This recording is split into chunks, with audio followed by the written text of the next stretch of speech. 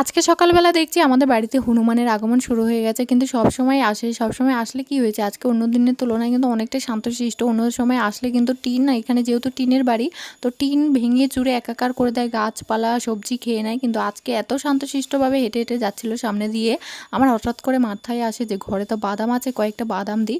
তো দেখো যেই ভাবা সেই কাজ, আমি একটু বাদাম দিয়েছি, দেখছি সবকটাই আস্তে আস্তে খাচ্ছে। তো আমার বেশ মনে ফুর্তি লেগেছে। তারপর দেখো আমি বাটি করে নিয়ে এসেছি অনেক কটা বাদাম, তারপর ছিটিয়ে ছিটিয়ে দিতে দেখছি অনেক কটাই আসছে। আর আমি এনাদেরকে খুব ভয় পাই, সত্যি ছোটোবেলা থেকে ভয় পেতাম।